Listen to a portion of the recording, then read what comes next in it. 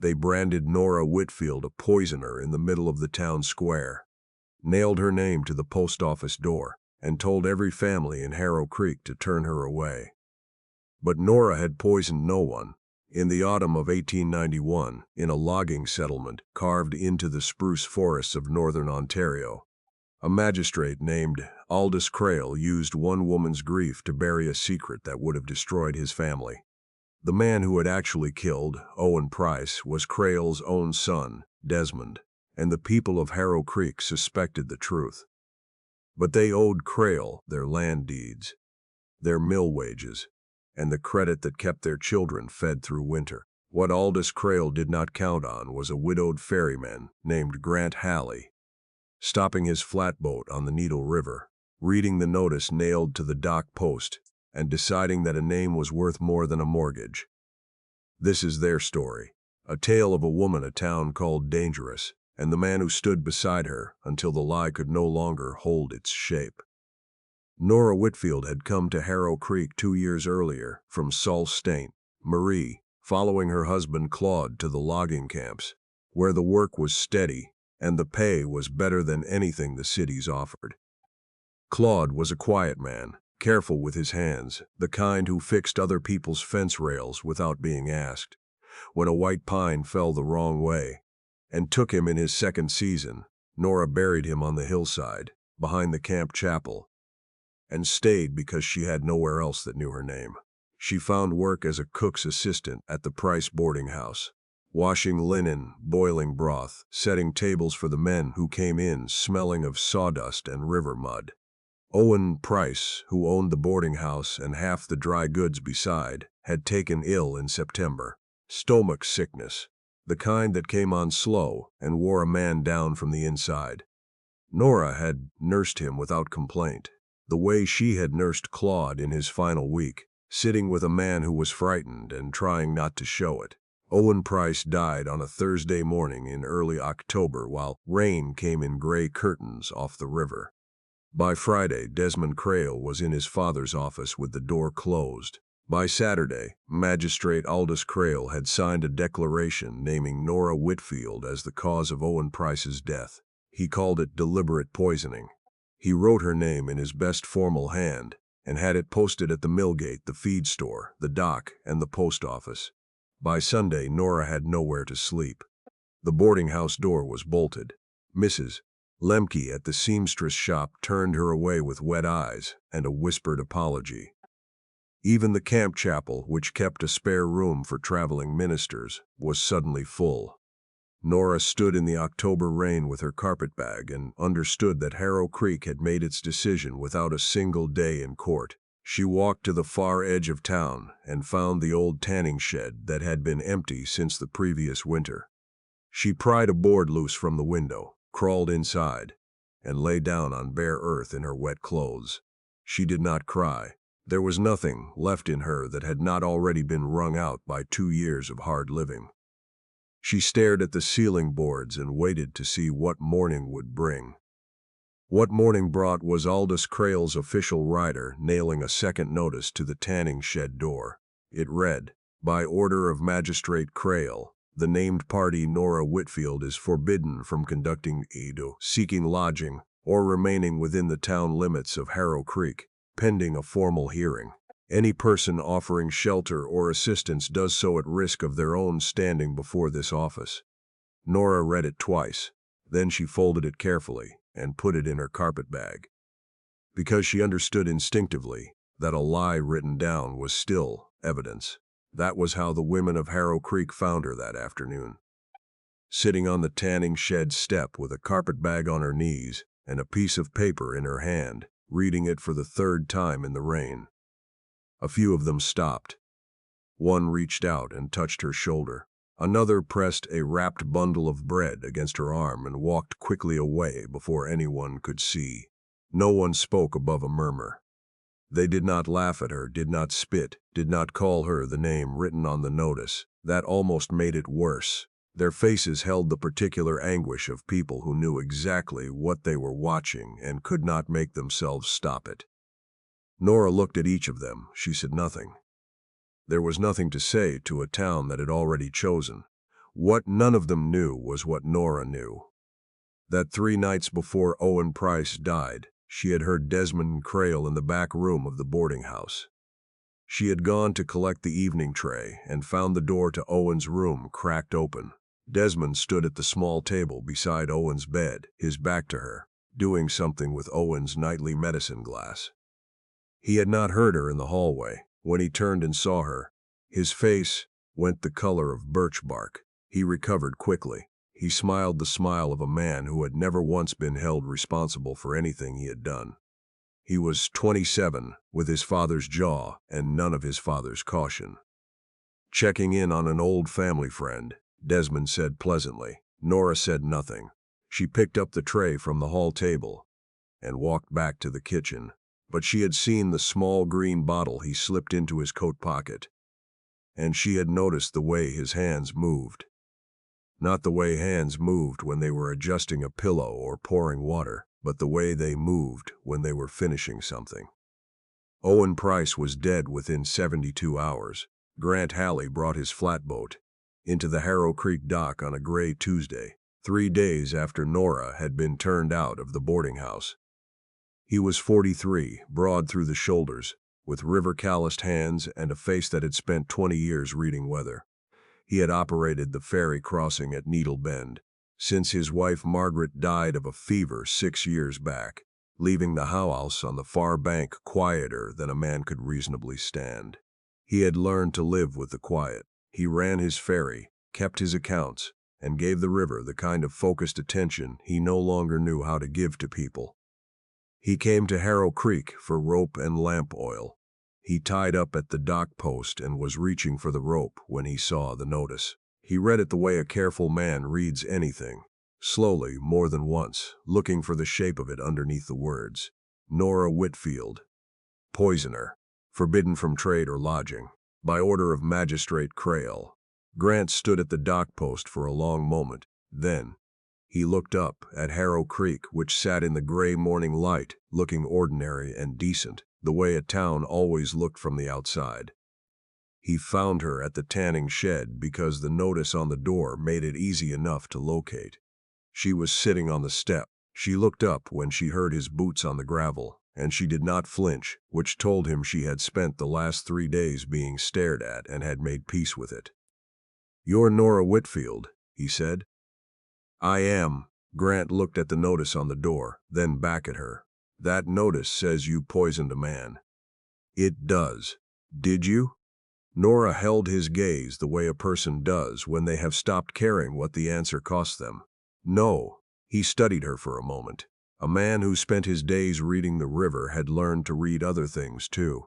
He had learned the difference between a lie spoken carefully and a truth spoken without much hope left behind it. "What's your name?" she asked, because he had not offered it. "Grant Halley," he said. "I run the ferry crossing at Needle Bend." Nora nodded slowly. "Then you have no business here, Mr. Halley, and you should go back to your dock before someone sees you talking to me." Grant looked at the road that led back to the dock. Then he looked at the tanning shed, the damp carpetbag at her feet, and the second posted notice that someone had tacked up since the first. He thought about the crossing at Needle Bend, about the house on the far bank with its empty rooms, about the Mortgage Crail's land office, held on the ferry slip.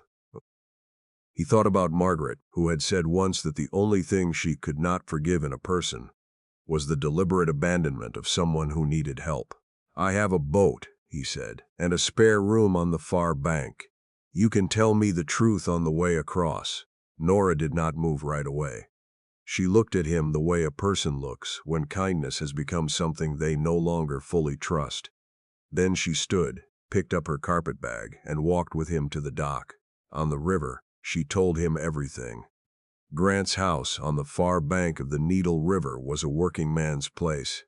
Clean enough, spare, with the smell of wood smoke and river damp that never entirely left the walls. He showed Nora to the second room, with its narrow bed and single window that looked out over the water.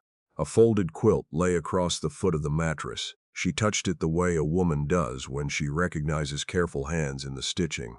"Who made this?" she asked. Grant stood in the doorway. "Margaret." Nora smoothed her hand across the pattern and said nothing more. She did not need to. There are some silences that understand each other.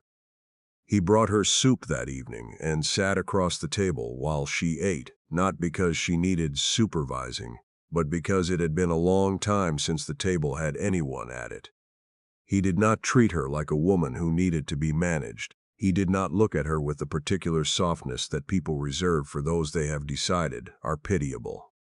He looked at her the way he looked at a difficult stretch of river, with respect, with attention, with the understanding that something difficult is not the same as something lost. Nora ate. She told him about the green bottle, about Desmond's face in the lamplight, about the folded notice in her carpet bag. Grant listened without interrupting. When she finished, he said, "You kept the notice. I kept both of them." He was quiet for a moment. A lie written down in official hand is still a document. "That's what I thought," Nora said. Grant looked at the table between them. He was a man who had learned not to speak before he had something worth saying. There are people in Harrow Creek who know more than they've said. Nora nodded. "Ada Fleischer works the kitchen at the boarding house. She was there that evening. She saw me go down the hall." She paused. "She also saw Desmond come out of Owen's room before I went in. Would she say so?" "She has 2 young children and no husband," Nora said. "Crail controls the mill wage she depends on." "Who else?" "Dr. Emmett Foss examined Owen after he died. He wrote something in his case notes that Crail made him lock away. The mill foreman, Pete Durnan, told me once that Crail had been pressing Owen Price to sell his property for 2 years, and Owen kept refusing." She looked at Grant steadily. Owen was the last piece of land between Crail's holdings and the river road. With Owen gone and me blamed, Desmond walks into that inheritance unchallenged. Grant sat back in his chair. Outside, the river moved in the dark, indifferent and continuous. "Fear doesn't go away when you name it," he said. "No," Nora said, "but it gets smaller." The next morning, Crail's man came to the ferry dock. Not Desmond, one of the hired men Crail kept for the kind of work that required no imagination. He carried a letter. Grant read it on the dock while Nora watched from the porch. The letter said that the ferry slip lease came up for renewal at the end of the month.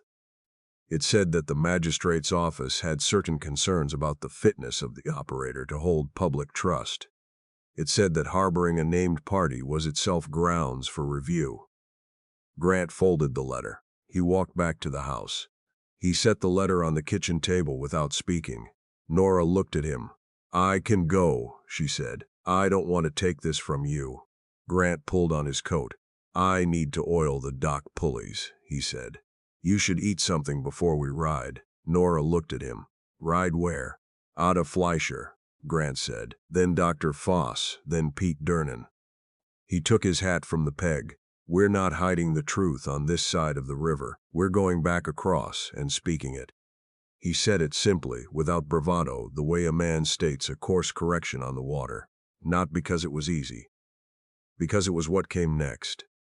Nora stood very still for a moment. Then she put on her coat and followed him out. Ada Fleischer answered the back door of her cottage with flour on her hands and fear already rising in her face before she saw who was standing there. When she saw Nora, she pressed her mouth flat and shook her head slowly. "I can't," Ada said. "I have Lily and the baby. I can't lose the mill wage." "I know," Nora said. "Then why are you here?" Nora did not answer with anger. She answered with the truth she had been carrying alone. She told Ada what she had seen. She told her about the green bottle, about the notice in her carpet bag, about the way a document signed by a magistrate was still just paper written by a man who was afraid of what Owen Price wouldn't sell. Ada listened with her arms crossed over her chest, the way women listen when they are trying to keep themselves from being moved. "If you speak," Nora said quietly, "you don't speak alone." Ada looked past her at Grant, who had stayed back near the gate. He met her eyes and gave her the plain truth of his expression, which was simply, "I am here. I will still be here tomorrow." Ada wiped her hands on her apron. Her eyes filled. Desmond came out of that room before you went in, she said. I saw him. He said he'd been bringing Owen a private tonic his father had sent. I didn't think. She stopped.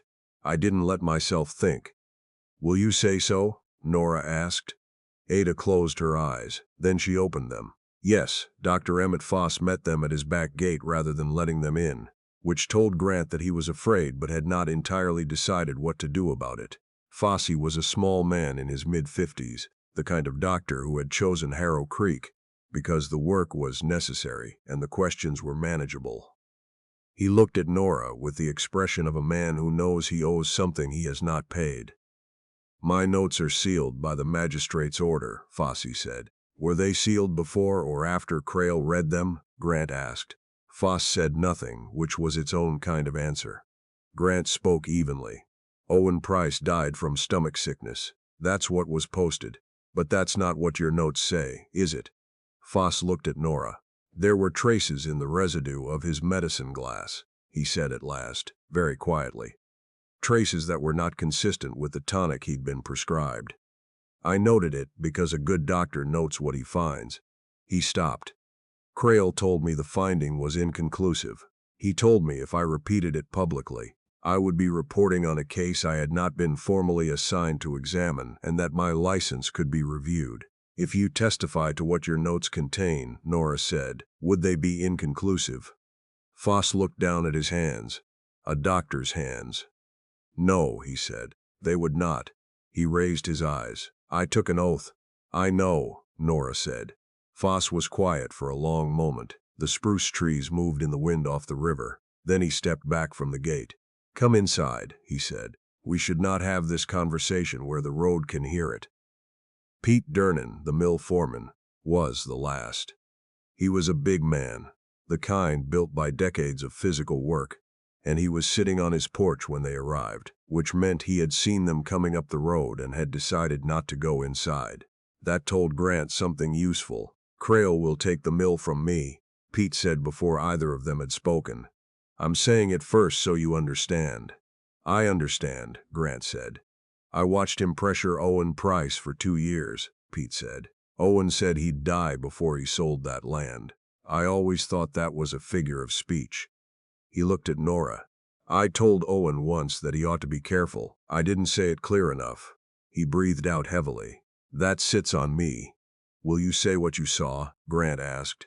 Pete looked at the road toward town. He was quiet long enough that the silence took on weight. Crail holds the mill deed, he said finally. But he doesn't hold my name. He stood up from his chair. If this goes before a proper magistrate, not Crail, a proper one from outside, I'll testify. Grant is riding to Sudbury in the morning, Nora said. To the regional office. Pete nodded slowly. Then I'll say what I know. The ride into Harrow Creek 2 days later was nothing like Nora had imagined in those first cold nights in the tanning shed.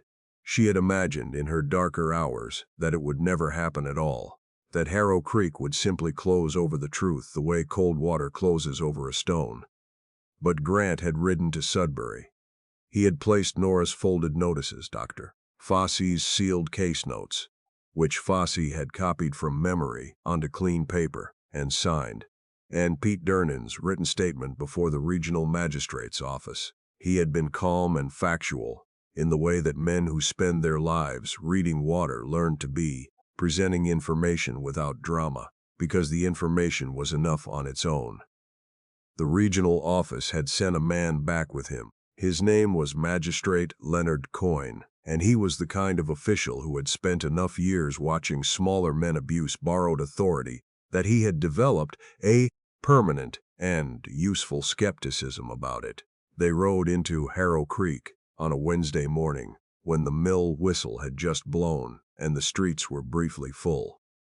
Aldous Crail saw them coming from his office window. Nora walked beside Grant into the town square without hurrying.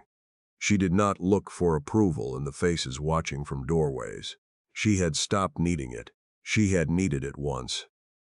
The way anyone needs to be believed by the people around them. But, somewhere between the tanning shed and the far bank of the river, she had set it down. What she carried instead was simpler and heavier. The truth, the documents, and 4 people who had chosen, each of them at real cost, to speak it aloud. Magistrate Coyne addressed Harrow Creek from the steps of the post office, which Nora noted without comment was the same place her name had first been nailed. Aldous Crail came out of his office with Desmond behind him, and the expression of a man attempting dignity in the middle of its collapse. "You have no jurisdiction here," Crail said. "I am the appointed magistrate of this district." "You were," Coyne said pleasantly.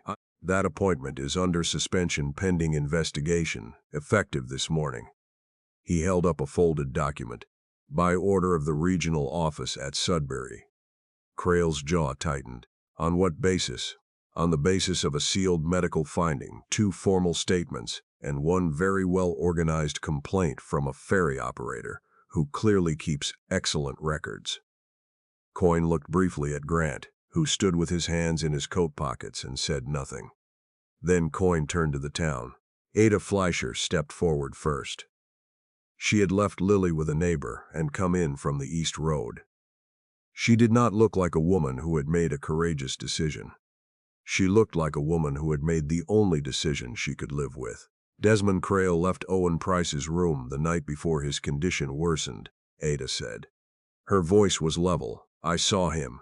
He carried something under his coat when he left." Dr. Foss read from his copied notes. He used the careful, precise language of a man who had spent 30 years learning that the body does not lie even when the people around it do. The residue in Owen Price's medicine glass was not consistent with stomach illness. It was not consistent with his prescribed tonic. It was consistent with a compound found most easily in a small green bottle that could be purchased from certain trading suppliers and that had in concentrated form and that had its predictable effect a reliably predictable on the human digestive system. Pete Durnan spoke plainly. He listed the meetings he had witnessed between Crail and Price. He named the dates. He described the pressure, the veiled threats, the 2 years of slow constriction that Owen Price had weathered without yielding. "Owen told me once that a man who won't sell his land to a bully is a man with a future," Pete said.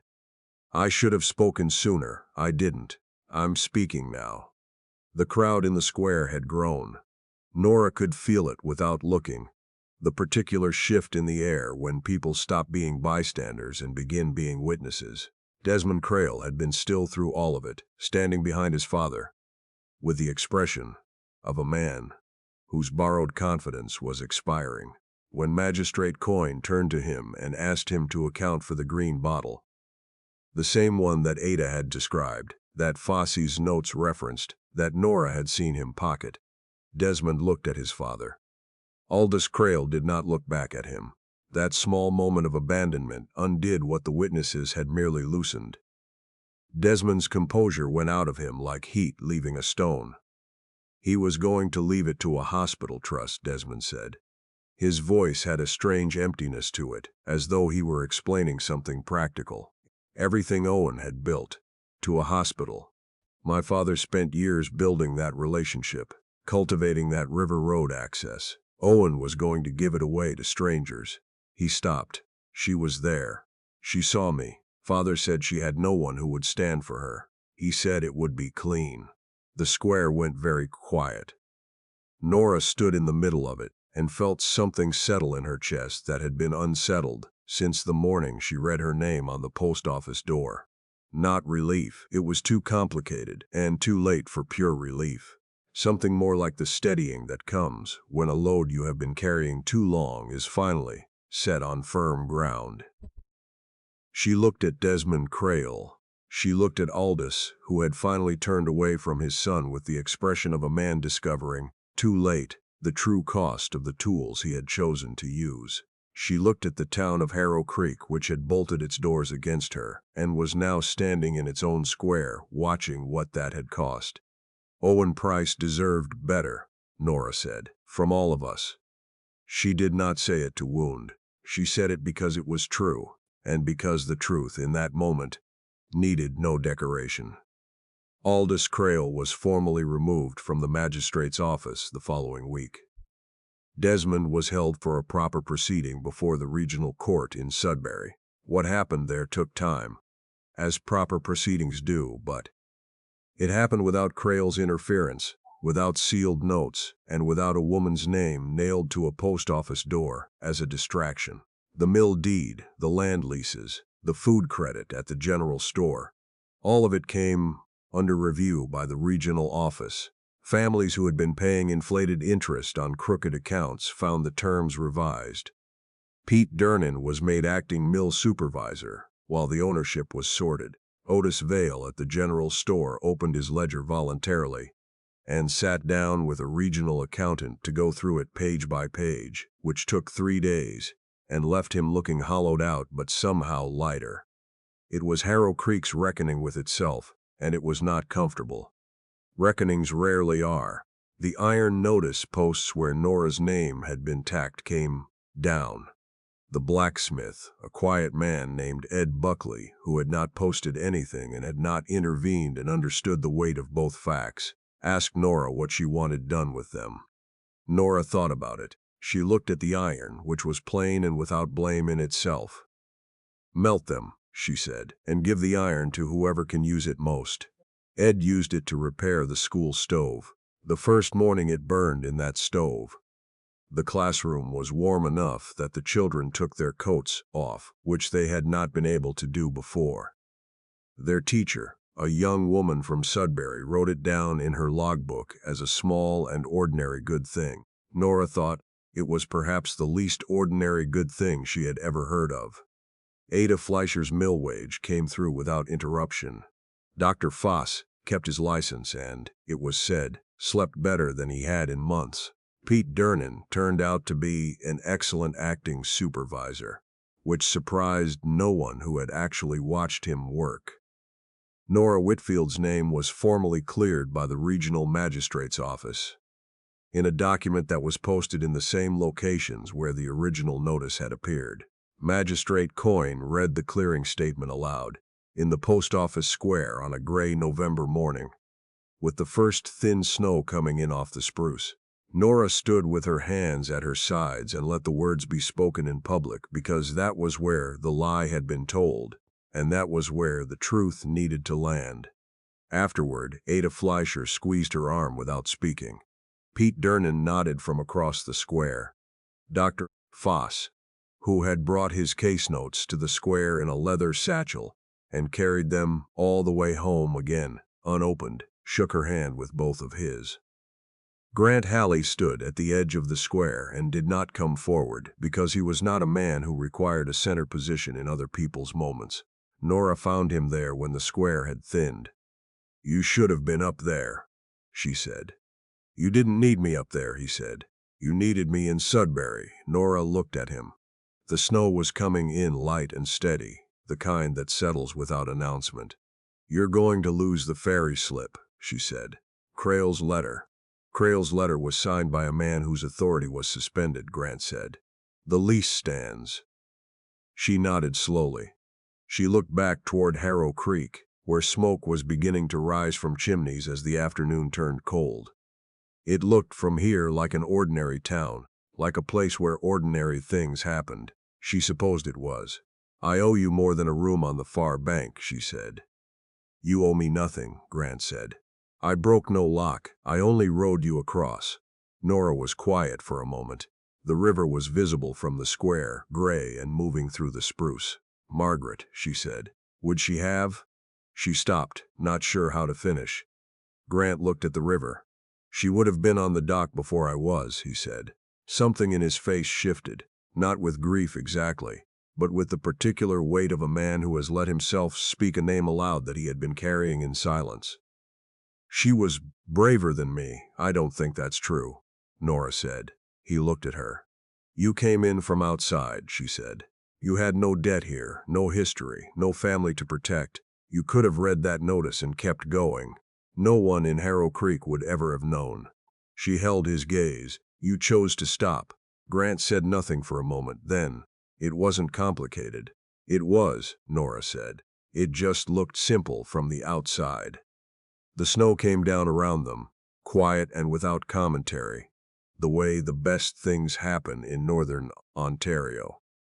without announcement, without an audience, between two people who have each been through enough to know that a beginning doesn't need to be named.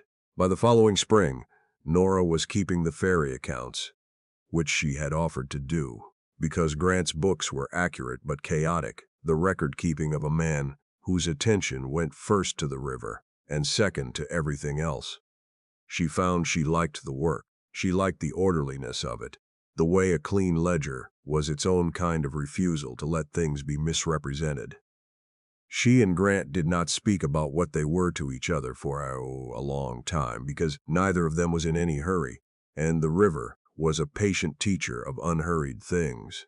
On the evenings, when they sat across the kitchen table after supper, her with the account book, him with the tide charts, they spoke about practical matters, and sometimes about larger ones, and very occasionally about nothing at all. The silences between them had become comfortable, which is the truest measure of shared time. The house on the far bank of the Needle River stopped smelling of wood smoke and solitude and began to smell of wood smoke and something else, coffee. Soup early in the morning, soup on the long evenings, the particular warmth of two people who have separately survived something and found, without planning it, that the surviving is easier side by side. Margaret's quilt hung on the wall of the sitting room because Nora had moved it there one afternoon, without asking, and Grant had looked at it and said nothing, which was the same as saying everything. She had not replaced it. She had simply put it where it could be seen. Grant fixed the dock planking that autumn, and Nora passed him boards from the stack, and they worked together in the particular silence of people who do not need to explain themselves to each other anymore. At one point he said, without preamble, "I think you should stay." And she said, without looking up from the planking, "I wasn't planning to leave." And that was, in its way, as formal a declaration as either of them needed.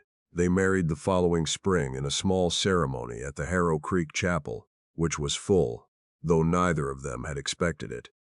Ada Fleischer came with Lily on her hip and the baby in arms. Pete Durnan brought a chair from the mill because the pews were all taken. Dr. Foss sat in the second row with his hands folded and his case notes, finally, at home in a drawer. Ed Buckley, who had melted the iron and fixed the school stove, stood at the back and looked satisfied in the quiet way of a craftsman whose work has turned out exactly right. The ceremony was brief, because neither Nora nor Grant was a person who needed a great deal of ceremony. They said what was required and a little more that was not, and when it was done, the chapel bell rang out over Harrow Creek and down toward the river. On the dock at Needle Bend that evening, Nora stood with the lantern lit and the water moving dark and constant below. Grant came beside her. "What are you thinking?" he asked. Nora looked at the river. She thought about the tanning shed, the rain, the posted notice. She thought about Ada's flour-covered hands. She thought about Pete Durnan standing up from his porch chair. She thought about Owen Price, who had died before anyone stood up. Which was the thing she would carry longest? "I'm thinking," she said finally, "that the river was here before any of this happened, and it will be here after." Grant looked out at the water. "Is that comforting?" "Yes," Nora said. "It means the current doesn't care about grudges." He put his hand over hers on the dock rail, not as her protector, as her husband, her partner, the man who had read a notice on a post and decided it did not add up and had not looked away. Nora had not been rescued. She had been believed, and that was the thing that had made all the rest possible. People in Harrow Creek still talked about the autumn of 1891. For many years afterward. Not as a story of cruelty, but as the season the town learned what it cost to look away and chose slowly and imperfectly to do something else.